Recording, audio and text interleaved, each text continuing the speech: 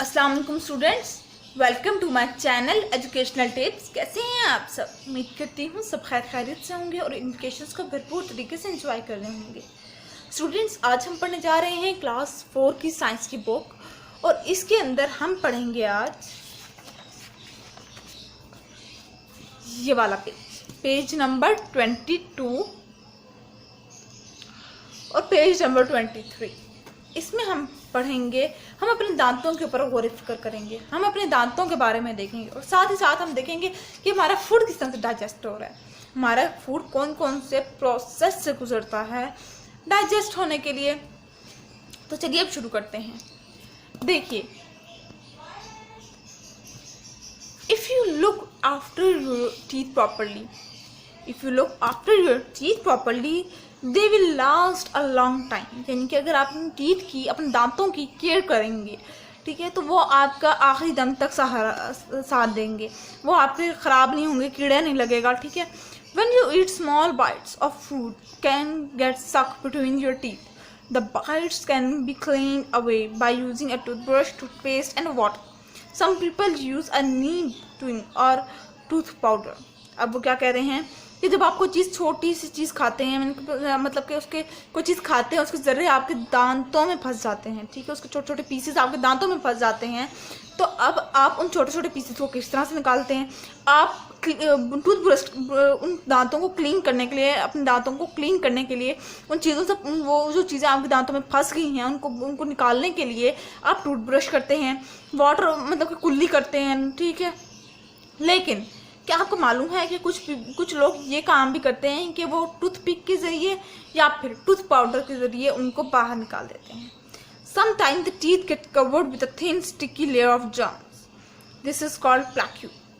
Most people have germs in their mouth. Germs are very difficult to see because they are so small. You must brush your teeth carefully to get rid of plaque. यानी कि आपने देखा होगा कुछ लोगों के दांत पीले होते हैं, यानी कि येलो कलर के होते हैं। अब वो क्या होता है, येलो कलर के क्यों हो जाते हैं? क्योंकि आपके दांतों पे ना जर्म्स की लेयर चढ़ जाती है, लेयर आ जाती है दांतों के ऊपर, जिसकी वजह से वो येलो होना शुरू हो जाते हैं। और जब वो येलो, ये जो लेयर चढ़ती है ना आपके जर्म्स के आपके दांतों पे जर्म्स की, उसको हम क्या कहते हैं? प्लैक्यू कहते हैं। अब काफ़ी ज़्यादा लोगों के माउथ में बहुत ज़्यादा जर्म्स होते हैं और आपको पता है ना, germs is very harmful for us. अब जर्म्स को देखना भी हमारे लिए, आज इतनी ज़्यादा साइंस के बावजूद भी हमारे लिए जर्म्स को देखना बहुत मुश्किल है, क्योंकि ये बहुत छोटे होते हैं, इनका साइज बहुत स्मॉल होता है। You must brush your teeth carefully to get rid of plaque. यानी कि आपको अपने दांतों को अच्छी तरह से क्लीन करना चाहिए, अपने दांतों को अच्छी तरह से ब्रश करना चाहिए, ताकि आप इन जर्म्स के, इस प्लैक्यू से दूर रह सकें, आपको आपके दांतों पे जर्म्स की लेयर ना चढ़ सके। ये देख रहे हैं ना आप, ये किस तरह से इसके, देखिए ये होते हैं कीड़े, ठीक है। ये दांत जब आपके दांतों में लग जाएंगे तो आपके दांतों में बहुत ज़्यादा पेन होगी और इसकी वजह से आपको हॉस्पिटल जाना पड़ जाएगा। Sugar and plaque together form an acid. Acid can make small holes in the animal that covers the teeth. When germs enter the holes, the teeth begin to rot and decay.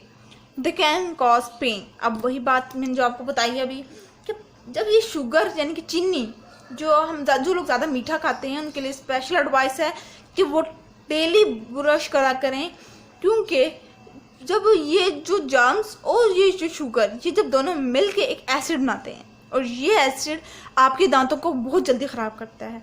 जब ये acid आपके दांतों में बनना शुरू हो जाता है तो आपके दांतों को ये रोट करता है, मतलब कि आपके दांतों को एक तरह से मार देता है, ठीक है।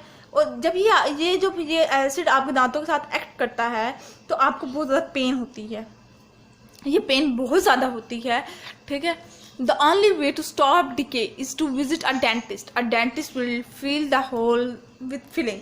अब एक ही इसका, जब आपको पेन होना शुरू हो जाएगी, ठीक है, आपके दांतों के और में कीड़ा लगना शुरू हो जाएगा, तो इसका एक ही हल है, मतलब कि आप अपनी पेन ख़त्म करने का एक ही हल है कि आप डेंटिस्ट के पास जाएंगे जो कि दांतों को ठीक करता है, ठीक है। और फिर वो डेंटिस्ट क्या करेगा, आपके दांतों को ठीक करने के लिए वो आपको एक फीलिंग होती है वो भर देगा आपके दांतों में, लेकिन उस फीलिंग के दौरान आपको इतनी स्वेयर पेन होती है जिसकी कोई हद नहीं। देखिए, पुराने ज़माने में लोगों के पास टूथपेस्ट नहीं था, जिसकी वजह से वो टूथ ब्रश नहीं करते थे, उनके दांतों में कीड़े लग जाते। लेकिन अब तो हमारे पास टूथपेस्ट भी है और हमारे पास टूथ ब्रश भी है, लेकिन हम खुद अपनी लापरवाही की वजह से ये ब्रश नहीं करते, हमें करना चाहिए। अब ये देखिए, did you no cats have 30 teeth, dogs have 42, but the land animals with the most teeth is the armadillo. It has many as 104.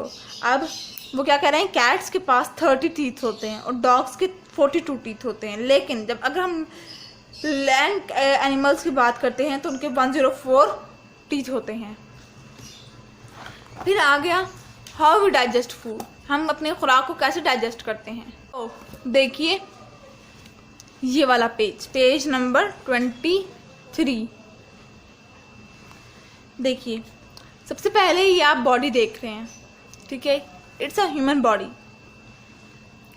यहाँ पे आप अपने माउथ पे देखें तो यहाँ पर इधर ये देखिए, you take food into the body through the mouth, food is chewed into the mouth, you use our teeth to tear and grind hard food and make it into a paste. The tongue help to mix the food with saliva. अब वो क्या कह रहे हैं कि ये वाली आपकी जो जुबान है, ठीक है, आप अपना खाना अंदर लेके जाते हैं मुंह में और फिर इसको अच्छी तरह से चबाते हैं, ठीक है, हद तक कि वो उतना छोटा छोटा हो जाता है, इतने वो ग्राइंड पीसेस हो जाते हैं कि वो हमारे सलाइवा के साथ मिक्स होके हमारे हलक के अंदर चले जाते हैं। फिर ये देखिए येलो सा पोर्शन, यहाँ पे देखते हैं salivary gland in the mouth produce saliva. Saliva soften the food and start the digestion of starches. As you swallow, your tongue push food down into your throat. अब salivary gland saliva produce करती है और जब ये आपका food अंदर जाता है सलाइवा में तो आपका डाइजेशन का प्रोसेस स्टार्ट हो जाता है, ठीक है। ये फिर सबसे पहले आपको थ्रॉट के अंदर जाता है। फिर ये देखिए ये नाली see, the throat leads into a tube called the food pipe. अब ये जब आपके फूड पाइप के अंदर जाता है, इसको थ्रॉट लेट्स अ ट्यूब, इस ट्यूब के अंदर जाता है, उस ट्यूब को क्या कहते हैं, हम फूड पाइप कहते हैं। Portions of the pipe contracts and relax alternately to push the food forward and in times of interview stomach. यानी कि ये वाली जो हमारी फूड पाइप है ये कॉन्ट्रैक्ट और रिलैक्स होती है ताकि वो आगे जाए, फूड आगे जाए आपकी किसमें, स्टमक में। अब हम आ जाते हैं, अब हमारा खाना स्टमक में आ गया। अब जब स्टमक में आया तो देखिए the stomach is a bag made of muscles, it can store food for several hours. The stomach release juices and N acid. The juices are called digestive juices. They help to break down the food into still smaller particles. अब यहाँ तक वो कह रहे हैं stomach जो है वो एक बैग की तरह है, वो बना हुआ किसी से, वो मसल से बना हुआ है, ठीक है। वो हमारे फूड को स्टोर करता है कुछ घंटों के लिए, ठीक है, और फिर वो कुछ एसिड्स, डाइजेस्टिव एसिड्स के थ्रू वो आगे भेजता है, ठीक है। They help to break down the food into still smaller particle. वो स्टमक फिर से दोबारा से उस जो हमने मुंह से छोटे छोटे पार्टिकल्स किए होते हैं उनको दोबारा से और भी छोटे छोटे पार्टिकल्स में कन्वर्ट कर देता है, ठीक है। The stomach muscular help to churn the food and mix it with the juices. The acid kill harmful germs called bacteria and help to digest protein. अब क्या कह रहे हैं कि जब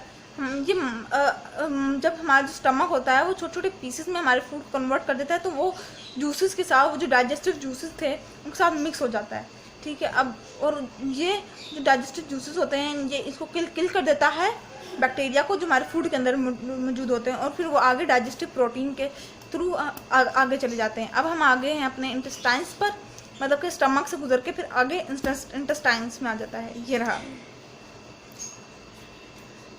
the food passes from the stomach through a long tube called the small intestine and then into a shorter but wider tube called the large intestine. अब stomach से गुजर के फिर स्मॉल इंटेस्टाइन में जाता है और फिर लार्ज इंटेस्टाइन में.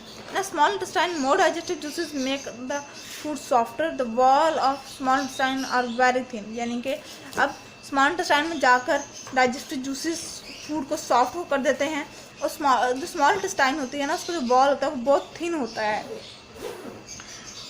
Digestive food in the form of nutrients passes through the wall of the blood vessels. अब जो डाइजेस्टिव फूड होता है वो न्यूट्रिएंट्स की फॉर्म में ब्लड वेसल्स के अंदर एंटर हो जाता है। The blood vessel transport the broken down substance to the body cells where they are used to provide energy and build new tissues. अब वो क्या कह रहे हैं कि ये जो ब्लड वेसल्स होते हैं ये ब्रोकन डाउन करते हैं बॉडी सब्सटेंस को और फिर ये यूज़ होते हैं हमारी एनर्जी के तौर पर और या फिर वो हमारे बॉडी के अंदर न्यू टिश्यूज़ बनाते हैं। फिर आगे हम लोग अपने लार्ज इंटेस्टाइन पर some of the thing you can not be digest. कुछ ऐसी चीज़ें होती हैं जो आप अपने आप खुद डाइजेस्ट नहीं कर सकते, वो काफ़ी उनके अंदर या तो बैक्टीरिया होते हैं या काफ़ी हार्ड होती हैं। The passes the large intestine, वो लार्ज इंटेस्टाइन के अंदर आ जाती हैं। Here water is absorbed from the undigested food and fiber and the solid part and of it is sent out of the body as pieces through the anus। अब जो ये जो part होता है ये अनडाइजेस्टेड पार्ट होता है इस सॉलिड फॉर्म में हमारी बॉडी से रिलीज आउट हो जाता है। अब आगे हमारे पास did you know the small intestine is not small at all, it's straightened out, it will measure as long as 6 metre. यानी कि स्मॉल इंटेस्टाइन हम ये ना समझें कि वो छोटी होती है इस वजह से स्मॉल इंटेस्टाइन नाम रखा गया, नहीं, वो उसको हम लोग अगर उसको सीधा किया जाए ना तो वो 6 मीटर लॉन्ग है। ठीक है, तो ये थी आज की वीडियो। उम्मीद करती हूँ आपको पसंद आई होगी। अगर मेरी वीडियो पसंद आई है तो मेरे चैनल को सब्सक्राइब करें, मेरी वीडियो को लाइक करें और साथ ही साथ बेल आइकन को भी दबा दीजिएगा ताकि मेरी फ्यूचर में आने वाली हर नई अपडेट आप तक पहुँच सके। इसी के साथ मुझे इजाज़त दीजिए, अपनी दुआ में याद रखिएगा। अल्लाह हाफ़िज़।